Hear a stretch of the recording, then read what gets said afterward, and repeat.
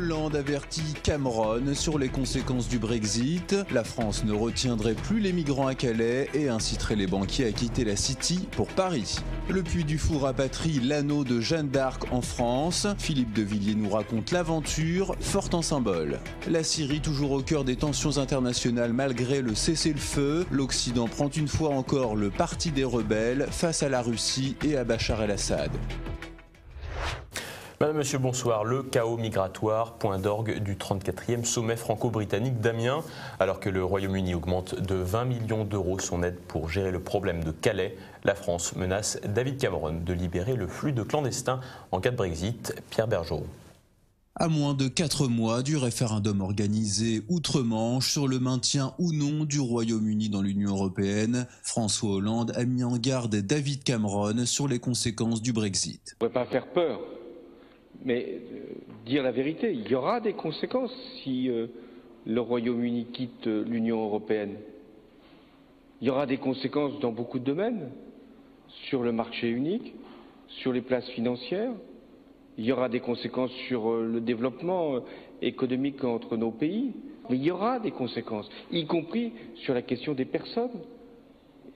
Ça ne mettra pas en cause les relations telles que je viens d'en parler, historiques, amicales entre le Royaume-Uni et la France, mais ça aura des conséquences, y compris sur la manière de gérer les situations dont on vient de parler en matière de migration. Il y aura des conséquences. Des propos mesurés en décalage avec la récente sortie du ministre de l'économie française. En cas de Brexit, Emmanuel Macron menace directement le Royaume-Uni de ne plus retenir les migrants à Calais et d'inciter les banquiers de la City à venir à Paris. Les incidents liés à l'évacuation de la jungle de Calais mettent le Royaume-Uni face à ses responsabilités. En réponse à ces débordements, David Cameron s'est engagé à débloquer 20 millions d'euros supplémentaires en plus des 60 millions déjà versés, une somme officiellement destinée à l'accueil des migrants et à la sécurisation des accès aux tunnels sous la Manche. En réalité, cette rallonge permet au gouvernement britannique de cacher la poussière sous le tapis calaisien, fait nouveau en rupture avec l'humanisme des dirigeants bruxellois.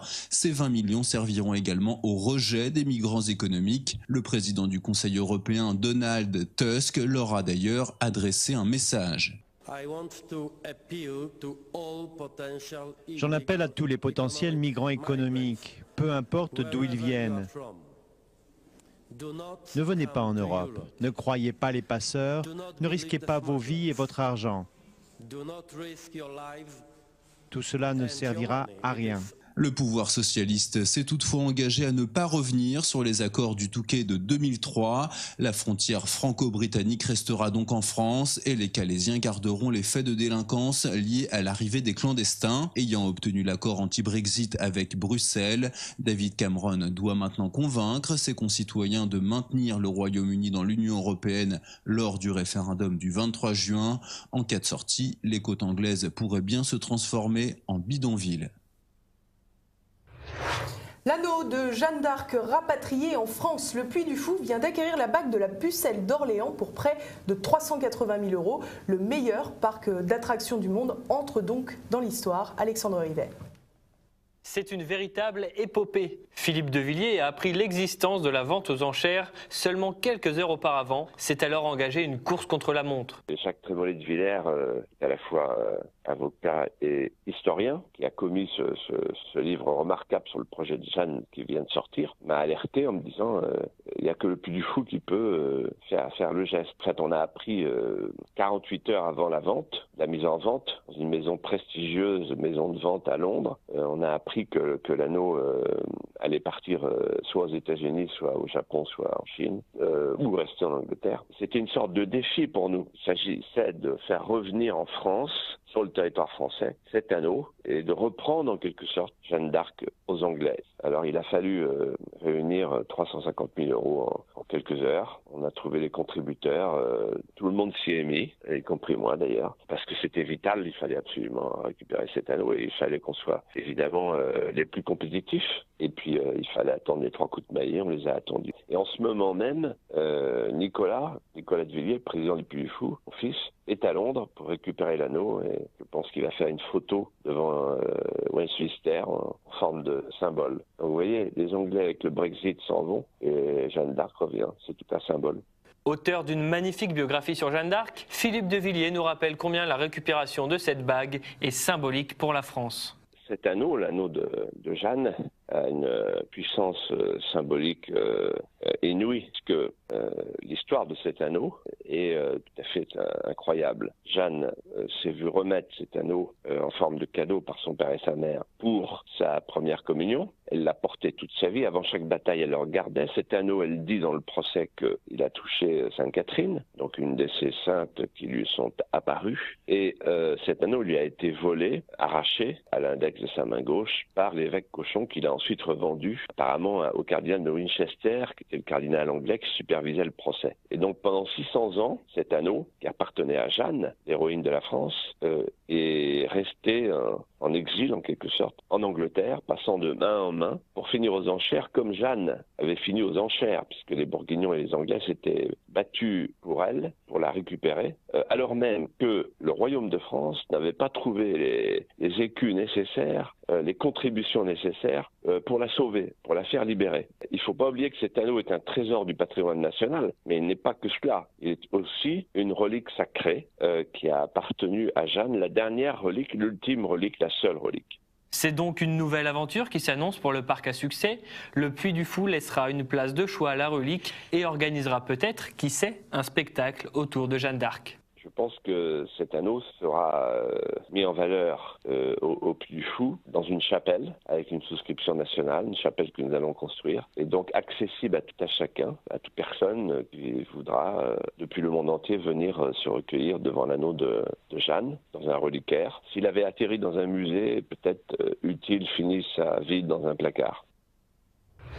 Et le 20 mars prochain, une cérémonie officielle organisée au Puy du Fou présentera l'anneau de Jeanne d'Arc au public. Alors, primaire ou pas primaire, le petit monde socialiste et écologiste est bouleversé par la possibilité d'organiser une primaire à laquelle participerait le président François Hollande. Le débat secoue le Parti socialiste depuis plusieurs mois. La pratique des primaires, tout droit venue des États-Unis, n'a pour le moment jamais été l'objet d'un scrutin remettant en cause la candidature d'un chef d'État en exercice. L'idée de cette élection pour la gauche et les écologistes a pris de l'ampleur au fil du quinquennat avec l'arrivée de Manuel Valls à Matignon et celle d'Emmanuel Macron à Bercy. Différents épisodes législatifs y ont aussi contribué, la loi Macron, la déchéance de la nationalité pour les binationaux ou encore la loi travail de Myriam El Khomri. En janvier, le lancement du collectif Notre Primaire a poussé le premier secrétaire du Parti socialiste, Jean-Christophe Cambadélis, à se prononcer en faveur d'un tel scrutin dont l'organisation figure d'ailleurs dans les statuts du PS. Pour lui, le vote doit avoir lieu en décembre 2016, c'est-à-dire à peine 4 mois avant le premier tour de l'élection présidentielle, ce qui paraît compliqué pour qu'un éventuel nouveau champion de la gauche puisse rassembler toute sa famille politique. 3 scénarios semblent aujourd'hui envisageables. Le premier est simple, pas de primaire, c'est jusqu'à présent le scénario le plus probable. Peu de personnalités de gauche ont en effet les épaules pour défier le président en place. Martine Aubry ne dispose pas d'une base militante assez large. Les écologistes sont incapables de réussir une élection présidentielle. Leur meilleur score remonte à Noël Mamère et ses 5 points en 2002. De son côté, Jean-Luc Mélenchon rejette le principe des primaires. Le second scénario est celui d'une primaire jouée d'avance. Faute de candidat face à François Hollande, une victoire dans une élection interne à la gauche et aux écologistes serait alors un tremplin pour l'élection présidentielle et pourrait être très favorable au président de la République. Et enfin, le scénario catastrophe pour François Hollande, une défaite et une vie politique bousculée. Peu probable, cette hypothèse pourrait laisser émerger une gauche plus socialiste appuyée par les écologistes et l'extrême gauche. Bachar el-Assad encore et toujours cible de premier plan des Occidentaux, diabolisation du régime, parti pris, victimisation, aveuglement. Des associations humanitaires américaines prennent fait et cause pour les rebelles syriens tout en s'attaquant à la Russie et surtout à Bachar el-Assad. Réunis jeudi à Washington pour discuter du sort des migrants, ces ONG expriment également leur inquiétude sur la situation de la ville d'Alep. Malgré le cessez-le-feu mis en place depuis une semaine, la tension reste élevée sur place et les alliés du gouvernement syrien sont toujours sur le pied de guerre pour déloger les islamistes de la cité. François Hollande et David Cameron leur emboîtent le pas et réclament l'arrêt des opérations russes et syriennes contre ce qu'ils nomment l'opposition modérée. Une opposition pourtant marquée par le salafisme, une application radicale de l'islam. En effet, ces groupes rebelles entretiennent des liens avec les djihadistes du Front al-Nosra par le biais du groupe Jaïs al-Islam, l'armée de l'islam, soutenue par le Qatar et l'Arabie saoudite. Et cette situation n'est pas sans rappeler celle du Kosovo. Dans les années 90, berceau de la Serbie, la région fut peu à peu submergée par les musulmans albanais, entraînant un conflit violent avec les autochtones marqué par des massacres dans les deux camps. Par le biais de l'OTAN, Français et Américains décidaient alors de s'attaquer à la population locale, permettant la victoire des Albanais et la création par la suite d'un État musulman au cœur de l'Europe où les minorités chrétiennes sont opprimées au quotidien. Et passons à présent à l'actualité en bref. Plus de défilé du 1er mai pour le Front National. L'événement instauré par Jean-Marie Le Pen sera remplacé par un grand banquet national. L'hommage à Jeanne d'Arc autour de sa statue Place des Pyramides sera toutefois maintenu. Le vice-président du FN, Florian Philippot, explique ce changement en raison des risques d'attentats. En effet, le 6 février, l'État islamique avait proféré des menaces à l'encontre des militants du parti, les qualifiant de cibles de choix idolâtres. Jean-Marie Le Pen a quant à lui prévu de prononcer un discours devant la statue de Jeanne d'Arc, coûte que coûte. Au revoir le ministère de la Famille, bienvenue au ministère des Familles. Après le passage en force du mariage homosexuel, François Hollande sape une nouvelle fois le modèle de la famille traditionnelle. Véritable opération d'enfumage, ce coup de com' est, selon l'ancien ministre délégué à la famille Dominique Bertinotti, une façon d'être dans une société d'inclusion de tout type de famille et non pas d'exclusion.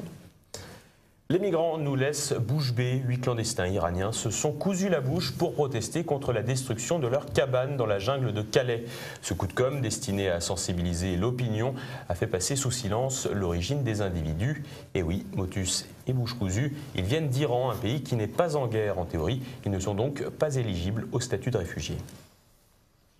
Une conférence agitée à Clermont-Ferrand jeudi soir. L'africaniste Bernard Lugan était l'invité à l'école de droit de la ville pour évoquer la Libye. La conférence, annulée dans un premier temps par le doyen Christine Bertrand à cause de pression de militants antifascistes, s'est finalement tenue dans une autre salle de la ville. Armés de pierres, de bâtons et de barres de fer, les extrémistes de gauche ont agressé les participants à la conférence.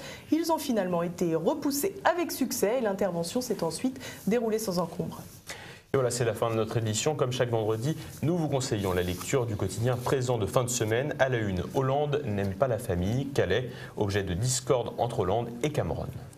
Et puis ce soir sur TV Liberté, retrouvez notre émission Immédiat. Jean-Yves Le Gallou évoquera la désinformation de l'AFP sur le démantèlement de la jungle de Calais et les violences des clandestins en Macédoine, la diabolisation de Donald Trump et la nourrice islamiste tueuse d'enfants en Russie. Également au programme de cette fin de semaine, Bistro Liberté, Martial Bild et ses sociétaires accueillent l'écrivain et expert international Hervé Juvin.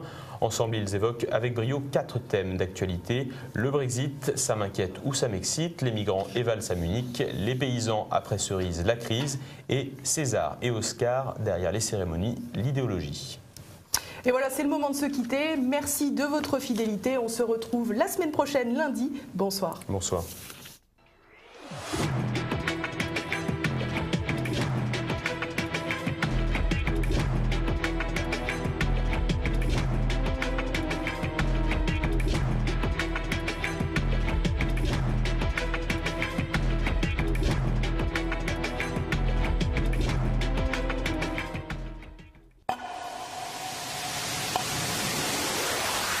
Si j'avais pas été porté par des organes de presse comme TV Liberté, c'est d'ailleurs un très bon souvenir pour moi, l'interview que j'ai fait chez vous, le livre n'aurait pas connu le succès qu'il a connu.